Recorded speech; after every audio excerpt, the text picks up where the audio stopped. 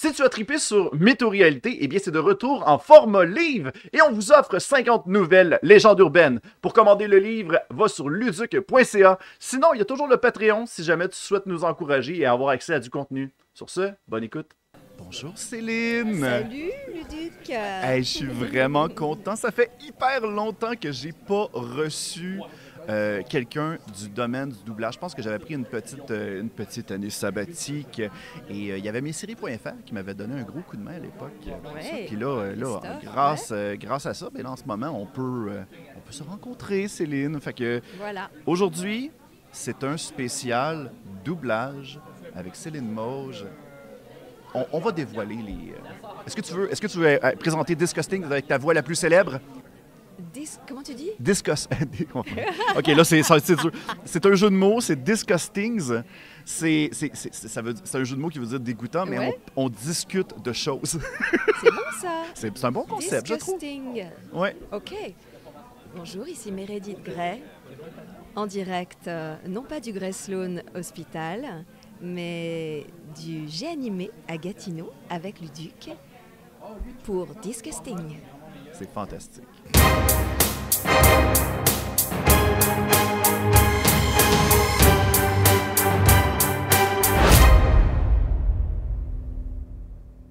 Bonjour tout le monde, bienvenue à Disgustings. Aujourd'hui, nous avons Céline Jauge. Non, bon, Mauge. Pas Jauge. Je suis déjà en train de vous dire. On me l'a jamais faite. Bon, ben ça y est, vous m'appellerez Ludoc plus tard. Ludoc. Ça sera Attends, je vais article t'en de trouver une regage autre, rendu là. Céline, est-ce que c'est votre première fois au Québec? Ouais. OK. Et là, le jet lag, il n'est pas trop gros? Ça y est, là, ça commence à se tasser. C'était compris avec le Ouais. passeport canadien.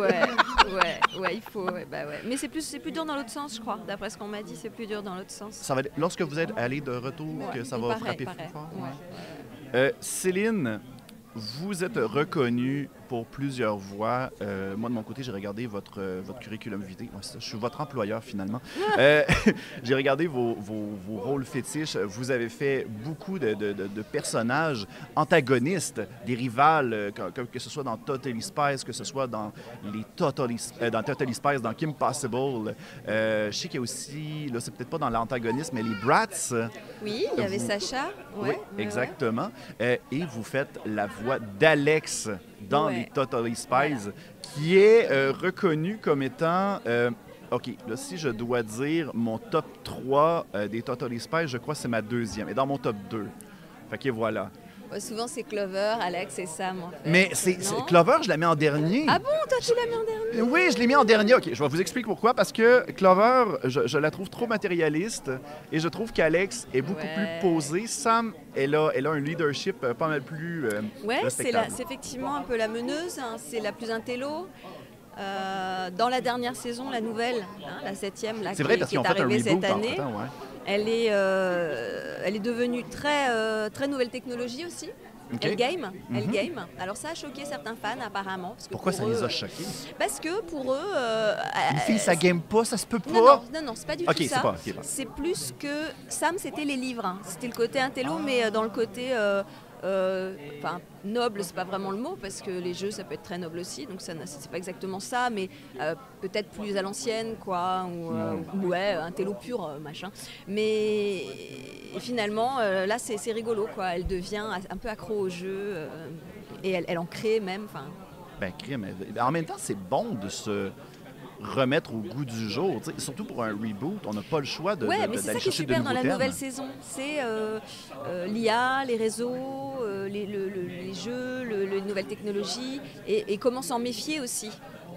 Il y a une vertu un petit peu pédagogique vis-à-vis des enfants. Ouais. Le hacking, c'est très très très présent. Il y a toujours ce côté un peu absurde qu'il y avait, complètement surréaliste, quoi, avec des méchants improbables. C'était toujours extrême dans un épisode des Totally Spies. Tu peux même pas, tu pouvais même pas l'inventer toi-même, quoi. Tu arrivais dans un show de Taylor Swift, Swift, puis hop, il y a un méchant qui pop, là. Et... Un mec avec une cafetière sur la tête. Non, mais là, dans la nouvelle saison, il y en a un, il veut il pointe sur la Lune un canon pour faire de la Lune un camembert, quoi. Un truc. Enfin, donc je crois qu'il est français d'ailleurs. C'est pour être contre ceux qui sont allergiques au lactose? Ah, je sais pas, je sais plus. Mais ce que je trouve fou, c'est juste cette inventivité débridée qu'il y a quoi, chez les auteurs. Quoi.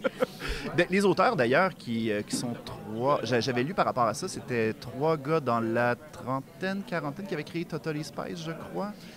En tout cas, le créateur de base, c'est Stéphane Berry. OK, parfait. C'est notre papa qui est qui est votre Jerry. Extrêmement talentueux, qui est un peu notre Jerry dans un sens, oui. ouais, et qui est vraiment une personne adorable et très très talentueuse. Et il a dans son histoire d'avoir fait de la déco. OK. Et donc, peut-être c'est pour ça qu'on lui doit le côté esthétique, ça le côté, mais super léché. Enfin, franchement, moi, j'ai vu ça dans aucun... Enfin, je suis pas non plus... j'ai pas vu tous les dessins animés de la Terre, mais il y a des détails tout le temps. Enfin, les bas-reliefs dans le bureau de Jerry, et donc maintenant de Zerlina.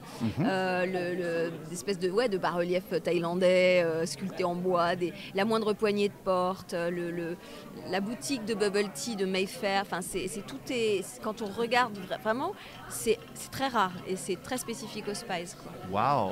C'est fantastique. Les fringues aussi, le clothing, c'est très, oui, très, puis je vois que ça vient suivre la mode en même temps. Donc, il y a quand même un très, très bon respect de l'environnement relié à ça. Puis j'ai toujours trouvé que, je ne sais pas pourquoi on parle juste de Totally Spies, mais j'ai toujours trouvé qu'il y avait comme un aspect un petit peu plus, je dirais pas futuriste, mais un petit peu plus commercial. C'est-à-dire qu'on s'inspire beaucoup de Beverly Hills, on s'inspire beaucoup de... Alors là, elles n'y sont plus, du coup. Ah, bon. Elles sont à Singapour. À Singapour, à cette heure. Bon, ça y est, ça déménage à cette heure. Ben oui. Est-ce que c'est pour... Et là encore, est-ce que c'est pour se sauver des taxes? C'est-tu ça qui se passe?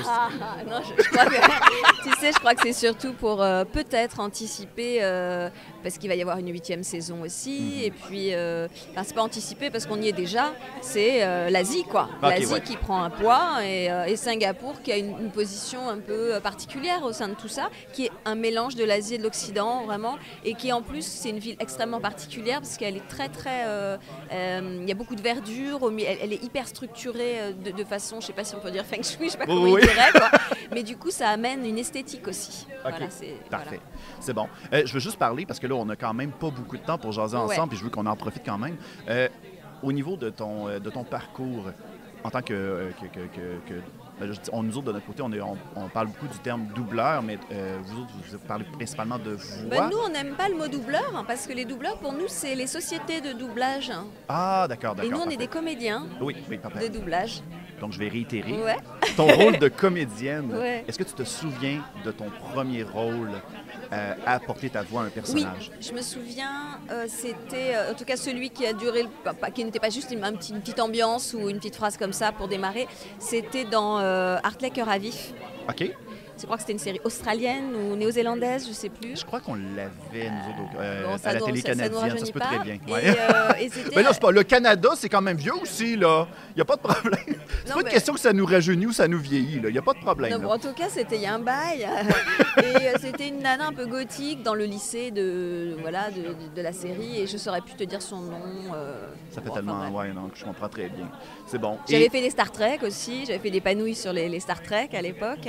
Vous aviez fait quel personnage, si vous vous rappelez? Un extraterrestre quelconque ou un membre d'équipage? Peut-être que Reynald, qui est notre centralisateur d'informations sur le site RS Doublage, oui, parfait, oui. Qui a fait un boulot extraordinaire pour recenser, sur ma fiche, peut-être que c'est écrit, mais moi, je m'en souviens plus. Hein. Mais vous avez tellement fait de rôles iconiques, là, c'est totalement normal d'en oublier quelques-uns. Ouais. Dans les animés, là, c'est marrant, ils l'ont pas retenu, j'étais étonnée parce que c'est quand même quelque chose, c'est le Tim Burton Corpse Bride, et je faisais Victoria. Oui! Qui parlait comme ça, Victor. Donc c'était encore un autre type de voix, parce que comme tu m'as fait faire la voix de Meredith, qui est vraiment ma voix naturelle en fait, même si bon, il y a un peu l'énergie qui change. Alex, elle est comme ça, c'est pas ma voix naturelle évidemment. Mandy, pas du tout non plus évidemment. Et ok, là j'ai le poil qui rebrousse à entendre ces voix-là, c'est fantastique. Tu vois, Victoria non plus, donc c'est vrai que dans les animés, on a tendance à changer nos voix, quoi, pas mal. Mais sinon, mais je pense que X-Men, vous parliez justement... Oui, bien, X-Men Evolution? Est-ce que ça se peut? Est-ce que ça se peut que ce soit X-Men Evolution ou c'était les premiers X-Men dans les Alors, années les 80? premiers, je sais pas, c'est à partir du moment où Jennifer Lawrence arrive, et Mystique. Ah oui, oui, OK, vous parlez des films. Ouais. Oui, à Moi, je partir de parle des First films. Class, Ouais, exactement. ouais, Oui, je comprends, ouais. je comprends. Mais dans le fond, je crois savoir pourquoi c'est la mariée cadavérique, je pense, pour Tim Burton, à moins que je me Le trompe. Là, titre, ouais, Ouais. je sais pas le titre au Québec. Il Ouais. est probablement différent en France, en fait. Mais c'est ça, dans Les le fond... noces funèbres en France, donc tu vois. Ah, d'accord. Je sais qu'il y a des variantes par rapport à Ouais. ça. Mais la raison, sûrement, que le pourquoi vous n'êtes pas... ce rôle-là n'est pas mentionné, c'est que la voix... le doublage n'est pas le même pour les Ah, mais films tout à versus fait, mais bien Europe. sûr. Oui, Mais oui, par oui, oui. contre, Alors que pour les Totally Spies, pour les Bob Totally Bunny, Spies, oui, oui. c'est national, il n'y a Voilà, pas de d'accord, problème. d'accord. Mais oui, oui, bien sûr. Il a dû être redoublé ici. Oui, Oui, exactement. tout à fait. Mais c'est ça, c'est pour cette raison-là que c'est pas parce qu'on veut snobber le film du tout. là. Non, non, mais c'est clair. Bah attends. OK. Donc, vous, est-ce que vous aviez suivi des cours au niveau en tant que comédienne pour donner votre voix Pour le ou c'est doublage venu avec spécifiquement? des opportunités? Oui, exactement. Non, bah, j'ai une formation assez longue et complète de comédienne de théâtre et de cinéma. Mais en fait, je n'avais même pas pensé à faire du doublage. Hein.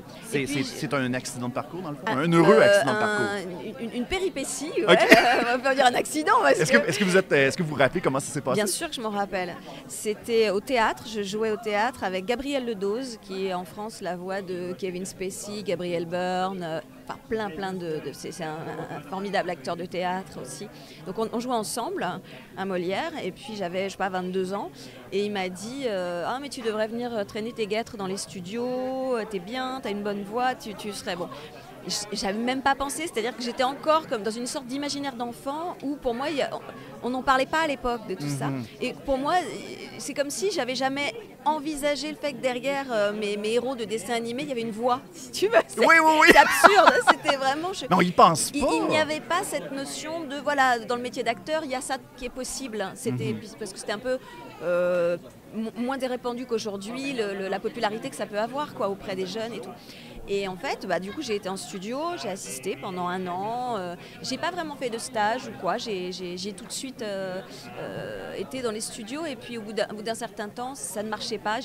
Disons qu'on ne me proposait pas de passer trop d'essais et tout. Et moi, il fallait que je vive, quoi. Tu vois, j'avais besoin de gagner ma vie, quoi. Le théâtre gagnait pas beaucoup. Je faisais des spectacles pour enfants. Et voilà. Et j'ai finalement, à un moment, ça s'est mis à démarrer. Et ça a démarré d'un coup. Tous les essais que j'avais passés. Donc, je me suis retrouvée. Donc, c'est grâce à Gabrielle. Ouais. C'est fantastique. Et là, maintenant, vous avez ces opportunités-là pour pouvoir... Est-ce que ça vous a amené certains défis qu'à un moment donné, on vous propose de faire une voix, en particulier un personnage, et ça vient dépasser vos limites, peut-être au niveau vocal, au niveau de l'interprétation, ou les gens qui vous engagent savent vos limites, savent que vous faites partie d'un certain bassin de voix quelconque. Est-ce que vous êtes déjà arrivé à certains défis par rapport à ça? Je dis beaucoup le mot « certain » là, dans cette question-là. Je comprends pas bien ta question. Bon, je vais essayer de reformuler. Ouais. Est-ce que vous avez déjà eu un rôle qui vous a demandé de vous surpasser parce que peut-être que vous n'aviez pas nécessairement le bon ton vocal? Ça me vient pas comme ça. Mais je crois que les employeurs, normalement, sont au courant de... Oui, ils nous font confiance. Et puis, moi, je sais pas si... oui, c'est une chance, certainement. Une voix assez métamorphique, quoi. Donc, en fait, je peux bouger sur des choses, ou des trucs, je sais pas, ou des trucs vraiment beaucoup plus... Donc, en fait, et puis, c'est le jeu, c'est ce qu'on aime faire, quoi. Donc, j'ai pas de souvenir de grosses difficultés. Bien, c'est une bonne chose. C'est une bonne chose. Ça veut dire que vous êtes dans votre élément directement. Oui, la difficulté pour moi, ça va pas être la voix elle-même, trouver une voix en particulier. Ça peut être plutôt sur des longs métrages ou des séries. Et à ce moment-là, c'est pas vraiment de l'animé. C'est des difficultés émotionnelles. Enfin, on sait qu'il y a des films qui sont beaucoup plus exigeants et qui nous prennent beaucoup d'énergie émotionnelle. Oui. Voilà. Quand j'ai doublé Nathalie Portman dans Deux sœurs pour un roi, par exemple, qui est un film très éprouvant quand même. Il y a beaucoup d'émotions et j'imagine que vous devez fondre en larmes quasiment. Ouais, oui, bien sûr, on fait ça. On pleure autant qu'on rit à la barre, quoi, comme on dit. Donc, on est quand même... au cinéma, on tourne assez peu de scènes dans une journée, assez peu de séquences. En doublage, on nous demande beaucoup d'enquiller avec une concentration assez grande. Et en définitive, il n'y a pas de staff autour pour venir nous bichonner après, etc. Oui. Quoi. Donc c'est vrai, quand on met tout son petit cœur dedans, ça peut être, parfois on rentre chez soi, on est brûlé pour le restant de la journée. Non, je mange pas. Hey, on est déjà presque sur la fin de notre épisode parce qu'on est attendu pour un autre événement. Je suis désolé, on est on the road, puis il y a des gens qui me saluent pour aucune raison. Qui sait? Être populaire! Non, ça. mais là, on en a parlé hors d'onde, mais est-ce qu'on peut en parler un peu via le micro? Est-ce que vous êtes à l'aise d'en parler un peu de ce qu'on s'est parlé tout à l'heure? De ce qu'on s'est parlé tout à l'heure. Je vous ai parlé d'une certaine fan théorie. Est-ce que vous êtes à l'aise qu'on en jase un peu brièvement? Attends, rappelle-moi de quoi il OK. Je suis Dory le poisson rouge, mais je ne m'appelle pas Céline Montsarrat, je m'appelle Céline Mauge. Mais dans le fond, j'ai une émission qui s'appelle Météo-réalité et on Ouais. avait eu une légende urbaine. Oui, Puis on avait parlé des Totally Spies, comme quoi chaque épisode était relié à un fétiche. Là, excusez-moi, aller coucher les enfants là, à la maison, on n'ira pas trop creux non plus dans ce sujet-là. Là, bien entendu, on a démenti que non, parce qu'il y a beaucoup de gens qui vont essayer de donner un double sens à des émissions pour enfants. C'est souvent ça qui arrive. Spectaculaire, moi. Ouais. Et c'est une liste qui existe vraiment. C'est quelqu'un qui a fait une liste de chaque épisode et qui va recenser toutes les choses. C'est fantastique. Comme s'il y avait un objet ou dans chaque épisode, en fait. Ouais, exactement. Tu sais, c'était le méchant vient de brainwasher les Totally Spies ou des personnages, fait que c'est le kink du brainwashing. Tu sais, ou bien c'est, je sais pas moi, Alex se ramasse avec des muscles. C'est pour les gens qui aiment les muscles. Tu sais, c'est des choses comme ça. Oh my God, je viens tellement de vous traumatiser là, avec cette... franchement, ce qu'on lit des fois, à l'époque, il n'y avait pas les réseaux sociaux.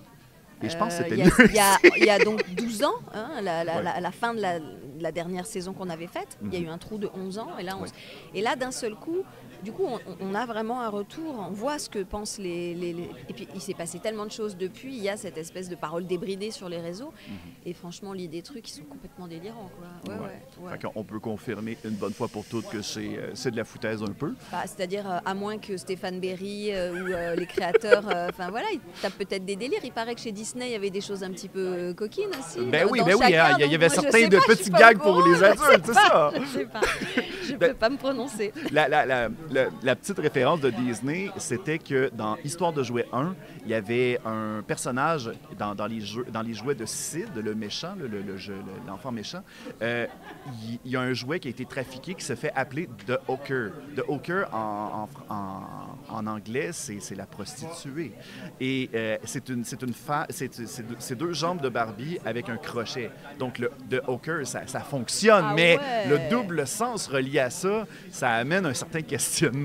C'est vieux, comme Abbey Road et compagnie. Hein. Voilà, exactement. Et encore avant, j'imagine. Donc, Céline, un énorme merci d'avoir passé du temps avec nous. Est-ce que tu as des réseaux sociaux auxquels on peut te rejoindre, peut-être? Oui, bien sûr. Je suis sur Facebook et notamment la page artiste musique, puisque je suis auteur, compositeur, interprète. C'est quand même...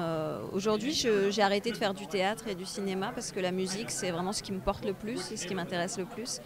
Donc je joue de la guitare et je chante et maintenant du piano. J'ai 2 albums. Ils sont sur Spotify, Deezer aussi. Donc il y a une chaîne YouTube avec des clips magnifiques.